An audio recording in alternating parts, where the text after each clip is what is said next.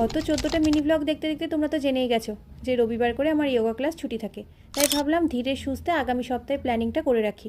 আর আমার এই চুলগুলোর কী হয়েছে ভগবান জানে, সারাদিনই দেখছি দাঁড়িয়েই আছে। আর এদিকে দেখি মা 1 কাপ গরম গরম আদা দিয়ে চা করে এনেছে। আজকে সকালের জলখাবারের প্রস্তুতি মা শুরু করেছে গত সপ্তাহ থেকে।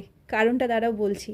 এই যে মালাইটা দেখতে পাচ্ছ, প্রত্যেক দিন যে দুধ দিয়ে যায় সেখান থেকে জমিয়ে জমিয়ে এই মালাইটা মা বানিয়েছে। আজকে সকালবেলা মালাই টোস্ট বানানো হবে সেই জন্য। আমি আগে যদিও কখনো মালাই টোস্ট খাইনি, তবে দেখছি সকালের জলখাবার হিসাবে এই খাবারটা সকলের বেশ প্রিয়।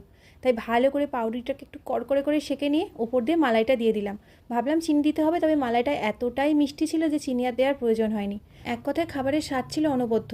তবে কেন জানি না 1 পিস খাওয়ার পরেই আমার পেটের মধ্যে কেমন একটা হুলুস তুলুস কাণ্ড শুরু হলো। তাই আমি 1 পিসের বেশি খেতে পারিনি, তবে ভীষণ তৃপ্তি করে খেয়েছি। দুপুরে মা আজকে করেছিল চিকেন পোলাও। দারুণ হয়েছে মা, খুব ভালো হয়েছে, ভীষণ ভীষণ ভীষণ। খেয়ে দেখো একবার, খেয়ে দেখো মা, শুধু রাইসটা একবার খেয়ে দেখো। খাবো না, বাবাকে দে। রাইসটা একবার খেয়ে দেখো। আমার এই খাওয়াটাই নষ্ট হয়ে যাবে, আমার পুরো খাওয়া।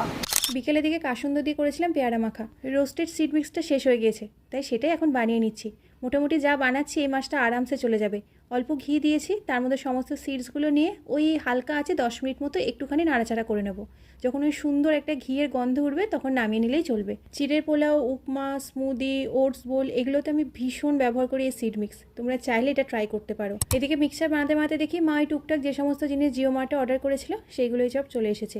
আর বাইরে দেখো কী হারে বৃষ্টি শুরু হয়েছে। তাই আজকে বাবা বললো রাত্রেবেলা একটু লুচি আর তরকারি করা হোক। তো চলো এই লুচি সুন্দরীদের দেখতে দেখতেই আজকে ভিডিওটা শেষ করলাম। দেখা হচ্ছে আবার কালকে নতুন একটা ভিডিওতে। টাটা।